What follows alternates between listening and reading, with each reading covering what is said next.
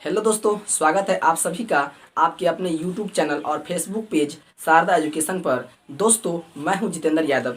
आज की इस वीडियो में हम आपको बताने जा रहे हैं लघुत्तम समापवर्तक ज्ञात करने की जो है 3 विधि। दोस्तों, हम आपको इस वीडियो में लघुत्तम समापवर्त ज्ञात करने की 3 ऐसे विधि के बारे में बताएंगे जिसके माध्यम से जो है आप बहुत ही कम समय में लघुत्तम समापवर्तक ज्ञात कर पाएंगे। दोस्तों, वीडियो को शुरू करने से पहले हम आपसे करेंगे रिक्वेस्ट, यदि आप यूट्यूब चैनल पर हमारे वीडियो को देख रहे हैं तो प्लीज़ आप मेरे चैनल को सब्सक्राइब कर लेंगे, और अगर आप फेसबुक पेज पर इस वीडियो को देख रहे हैं तो आप शारदा एजुकेशन फेसबुक पेज को फॉलो कर लेंगे ताकि हमारे सभी वीडियो की नोटिफिकेशन सबसे पहले आप तक पहुंचे। तो दोस्तों, वीडियो को अगर आप पूरा देखे हैं, अगर आपको ये वीडियो पसंद आए तो आप इस वीडियो को लाइक, शेयर और कमेंट करने के लिए नहीं भूलेंगे।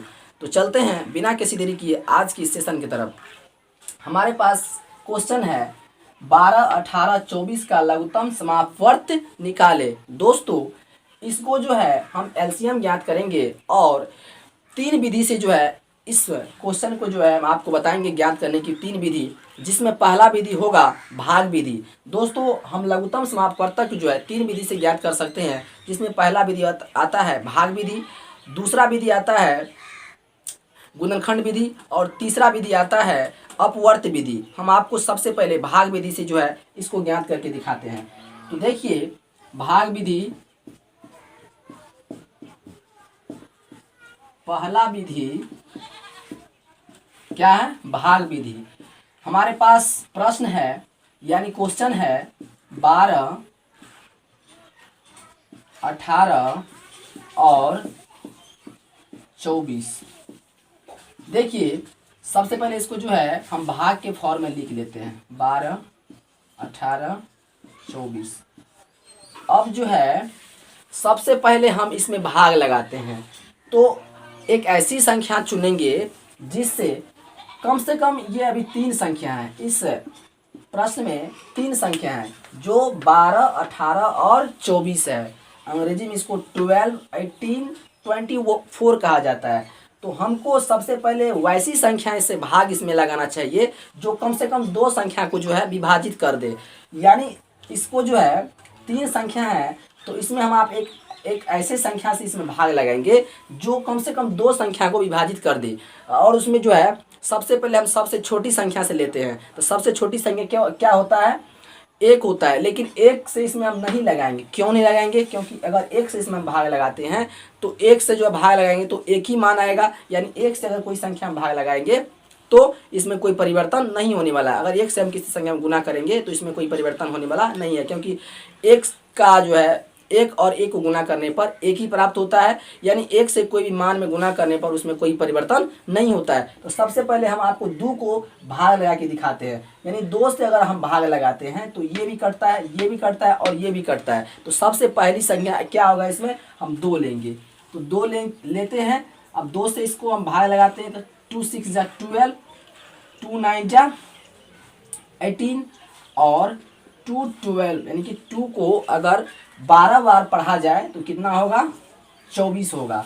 अब देखिए, उसके बाद हम 6, 9, 12 यानी 6, 9, 12, इसमें जो है कौन सी संख्या लेंगे ताकि इस तीनों संख्या को जो है विभाजित कर दे।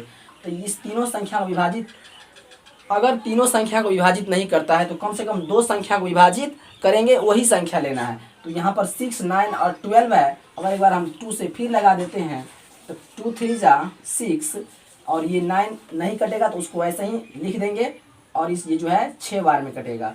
अब देखिए, अब इसमें 3 9 6 आ गया।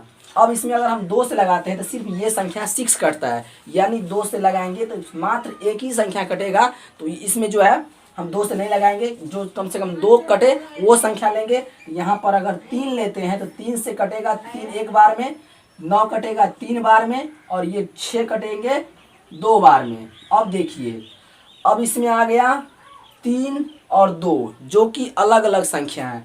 3 भी अलग संख्या है, 2 भी है और 1 तो है ही। तो अब क्या करना है? इस सभी संख्या, जितने भी इसमें भाग लगा, जो भी संख्या से इसमें हम भाग लगाए उसको क्या कर देना है? गुना कर देना है। तो तो इसको क्या करेंगे, लघुत्तम समापवर्तक, लघुत्तम समापवर्त बराबर क्या हो जाएगा, 2 मल्टीप्लाई 3 और मल्टीप्लाई 2। अब इसको हम गुना कर देंगे, चाहे हम इस साइड से गुना करते हैं और चाहे इस साइड से गुना करेंगे, बात बराबर ही आएगा। यानी हम इसको इधर से गुना कर दे या इधर से भी गुना कर दे, मान में कोई परिवर्तन नहीं होगा, तो हम इधर से ही गुना करते हैं, दाएं से बाएं की तरफ। तो देखिए दोस्तों, यानी बाएं से दाएं की तरफ करते हैं, तो 2 को 2 से गुना करेंगे तो 4 होगा, 4 को 3 से गुना करेंगे तो 12 होगा, 12 को 3 से गुना करेंगे तो 36 होगा, और 36 को अगर 2 से गुना करेंगे तो कितना होगा, 72 होगा। यानी ये जो आप देख रहे हैं 72, यानी इसका क्या आया, लघुत्तम समापवर्तक कितना आया, 72 आया। इस सभी संख्या को गुना करके जो मान प्राप्त होता है वही क्या होता है, लघुत्तम समापवर्त होता है। ये दोस्तों हम आपको बताए भाग विधि, यानी सबसे पहली विधि में हम आपको क्या बताए, भाग विधि से आप कैसे जो है लघुत्तम ज्ञात कर पाएंगे। अब हम दूसरा विधि आपको बताते हैं, जो क्या है, दूसरा विधि। दूसरी विधि है गुणनखंड विधि।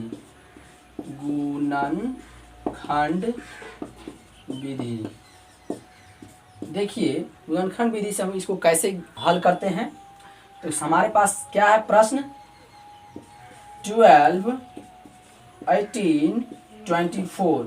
अब इस सब को क्या करना है, बारी बारी से गुणनखंड लेना है। सबसे पहले हम 12 का गुणनखंड करेंगे, 12 का गुणनखंड। देखिए 12 का गुणनखंड एक साइड में करके इसको लिख लेते हैं, 2 से लगाएंगे तो 6 बार में जाएगा, फिर 2 से 3 बार में जाएगा, फिर 3 से 1 बार में जाएगा। यानी 12 गुणनखंड क्या सब है, 2, 2, 3, ये इसका आ गया, ठीक है। उसके बाद अब हम 18 गुणनखंड करेंगे, 18 का गुणनखंड।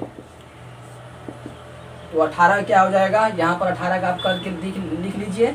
18 का जब आप करेंगे 9, 3 से जाएगा 3 बार में, और 3 से 3, 2 3 6, 6 18 हो जाएगा। यानी 2 मल्टीप्लाई 3 और मल्टीप्लाई 3। अब कितना है, अब है 24। 24 का गुणनखंड,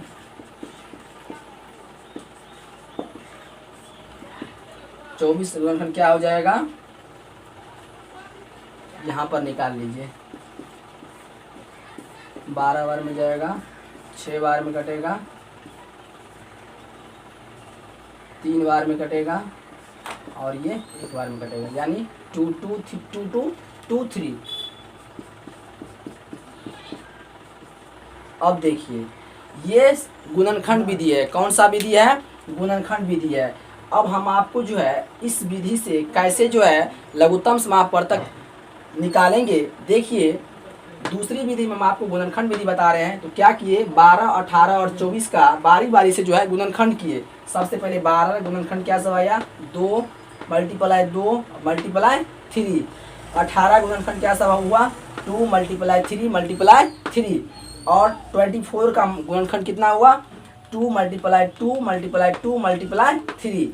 अब क्या करना है, लघुत्तम समापवर्तक लिखना है, लघुत्तम समापवर्त। क्या हो जाएगा, आप 2 संख्या में से एक संख्या लेते हैं। गुणनखंड विधि में क्या होता है, 2 संख्या में से एक संख्या लेते हैं। यानी 2 बार है, यहाँ पर 1 बार है, यहाँ पर 3 बार है। 2 जो है पूरी मतलब पूरे गुणनखंड में 12, 18 और 24 के जब तीनों गुणनखंड हम किए तो 2 कितना बार आया, 2 इसमें 2 बार आया, इसमें 1 बार आया, और इसमें 3 बार आया। तो सबसे पहले आप टोटल गिन लीजिए कि 2 कितना बार आया है। तो 1 2 3 4 5 6, यानी 2 संख्या पे हम एक संख्या लेते हैं। यानी 2 जो है 6 बार आया है। तो 6 बार आया है तो इसमें हम कितना बार लिखेंगे गुणनखंड लघुत्तम समापवर्तक में, इसमें हम 2 को 3 बार लिखेंगे।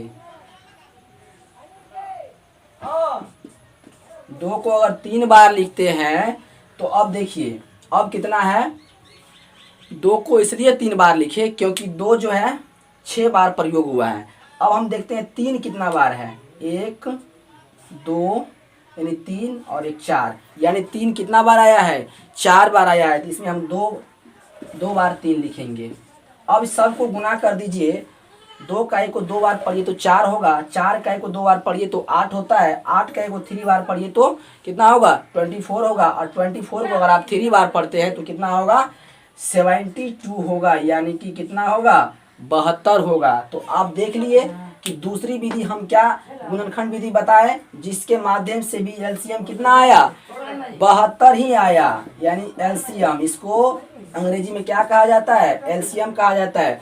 अब हम आपको जो है तीसरी विधि बताएंगे। इस विधि में आप देखिए तीसरा विधि कौन सा विधि है, अपवर्त विधि है। कौन सा विधि है, अपवर्त विधि है। तो चलती है दोस्तों, अब हम तीसरा विधि आपको बताते हैं। अपवर्त विधि से जो है इसको कैसे ज्ञात करेंगे, सबसे पहले अपवर्त विधि में हम सभी संख्याएं क्या करेंगे, अपवर्त निकालेंगे सबसे पहले। तो पहले हम क्या 12, यानी ये तीसरी विधि है, तीसरी विधि।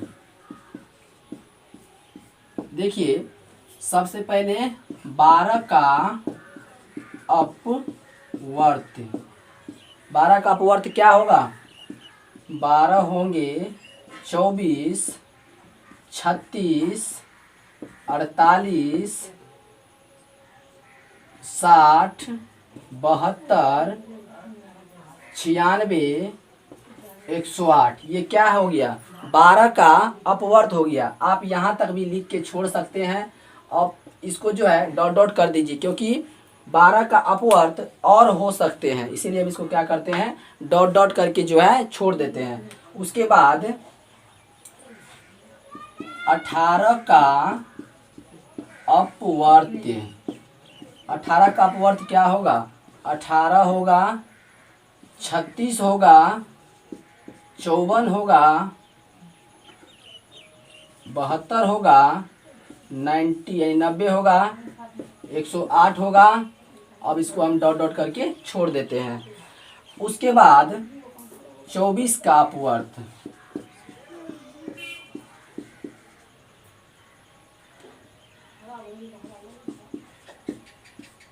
देखिए 24 होगा, उसके बाद 48 होगा, उसके बाद 72 होगा, उसके बाद 96 होगा। और इसको जो हम यहीं से क्या करते हैं, डॉट डॉट डॉट डॉट छोड़ देते हैं। देखिए दोस्तों, सबसे पहले आप अपवर्त विधि में क्या किए, सभी संख्या का अपवर्त निकाल लिए। 12 का अपवर्त क्या होगा, 12 होगा 24, 36, 48, 60, 72, 96। और 18 का अपवर्त क्या होगा, 18, 36, 54, 72, 90, 108 और इससे अधिक हो सकता है, इसलिए डॉट डॉट का चिन्ह लगा दिए। 24 का अपवर्त क्या हो जाएगा, 24, 48, 72, 96 डॉट डॉट, यानी कि अनगिनत हो सकता है। अपवर्त वाले वीडियो में हम आपको बताएं कि अपवर्त कौन सी संख्या अपवर्त होती है। कोई भी संख्या अगर हम अपवर्त निकालते हैं तो उस संख्या को जो है बार बार यानी पढ़ा जाता है, यानी कि 1 के बाद 2, 2 के बाद 3, 3 के बाद 4, उस संख्या को गुना किया जाता है। अगर हम 12 का अपवर्त निकालेंगे तो 12 को पहले 1 से गुना करेंगे तो 12 हुआ, फिर 2 से गुना करेंगे तो 24 हुआ, 3 से गुना किए तो 36 हुआ, 4 से गुना करते हैं तो 48 होता है। इसी तरह से कोई भी संख्या को अगर हम अपवर्त निकालते हैं तो संख्या में क्या होता है, 1 के बाद 2, 2 के बाद 3, 3 के बाद 4, इस तरह से इसमें है गुना किया जाता है ना। अब हम आपको इस अपवर्त को जो है लघुत्तम समापवर्तक, इस अपवर्त में से कैसे ज्ञात करेंगे, देखिए लघुत्तम, पहले क्या करेंगे, इसमें से अपवर्त को छांटेंगे जो तीनों अपवर्त में है, यानी कि तीनों संख्या के जो अपवर्त है उसको छांटेंगे। यानी 12, 18, 24 का समापवर्त। अब देखिए इसमें समापवर्त कहने का मतलब ऐसा संख्या जो तीनों में हो। समापवर्त मतलब होता है एक ऐसा संख्या जो दोनों में हो, या फिर जितने संख्या दिया गया है उस सभी संख्या का अपवर्त में हो। अब हम आपको 12, 18, 24 का समापवर्त निकाल के दिखाते हैं। देखिए 12 जो है इसमें है नहीं है, इसमें भी नहीं है। उसके बाद आप आइए 24 पे, 24 इसमें है, कहीं भी नहीं है। उसके बाद 24 इसमें नहीं है लेकिन इसमें है, इससे हम इसको नहीं लिख सकते हैं। 36 देख लीजिए, 36 इसमें है लेकिन इसमें नहीं है।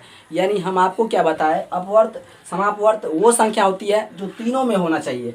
अब यहाँ पर 48 देखिए, 48 इसमें है, इसमें नहीं है लेकिन इसमें है, तो ये भी नहीं होगा। 60 भी इसमें है, इसमें भी नहीं है और इसमें भी नहीं है, तो ये भी नहीं होगा। अब आप देखिए 72 आप देखिए इसमें है और इसमें भी है। यानी दोस्तों आप यहाँ पर ध्यान से समझिए, 72 संख्या जो है यानी 72 ये इसमें भी है और इसमें भी है और इसमें भी है। यानी समापवर्त क्या हो जाएगा, 72 हो जाएगा। और संख्या हो सकता है लेकिन अभी जो है हम आपको इतना ही पर आंसर दिखा देंगे, इतना ही पर जो है इस सवाल को बना करके छोड़ देंगे। देखिए 96, इसके बाद और संख्या हो सकते हैं, नीचे आएंगे सभी संख्या में। इसी तरह से जो है ये संख्या बढ़ती जाएगी। हम आपको यहीं पर छोड़ते हैं क्योंकि 12, 18, 24 का समापवर्त जो है क्या है 72, एक संख्या 72 भी है। तो हम इससे ऊपर जो बनाए थे सवाल, इससे ऊपर जो विधि से हम आपको बताए थे कि भाग विधि, गुणनखंड विधि, उसमें जो है कितना आंसर आया था 72 आया। तो इसलिए हम इसको यहीं पर जो है छोड़ते हैं। तो यहाँ पर हो जाएगा लघुत्तम समापवर्तक, लघुत्तम समापवर्त यानी सबसे छोटी संख्या जो तीनों में हो वो कौन सी थी, 72 थी। यानी 72 इसका क्या हो गया, आंसर हो गया। तो दोस्तों इस वीडियो में हम आपको बताए लघुत्तम समापवर्तक ज्ञात करने की 3 विधि, जिसमें पहला विधि हम आपको बताए भाग विधि, और दूसरा विधि बताए गुणनखंड विधि, और तीसरा विधि क्या बताए, अपवर्त के माध्यम से आप गुणनखंड कैसे ज्ञात करते हैं, यानी लघुत्तम समापवर्त कैसे ज्ञात करते हैं। अगर आपको ये वीडियो पसंद आए हो तो प्लीज़ आप इस वीडियो को लाइक कर देंगे और अपने दोस्तों के पास इसे ज़रूर शेयर कर देंगे। और अगर आप इस चैनल को अभी तक सब्सक्राइब नहीं किए हैं तो प्लीज़ आप चैनल को कर लेंगे सब्सक्राइब। अगर आप हमारे फेसबुक पेज पर देख रहे हैं तो आप मेरे फेसबुक पेज को फॉलो कर लेंगे। दोस्तों मिलते हैं फिर अगले वीडियो में, तब तक के लिए जय हिंद, जय भारत।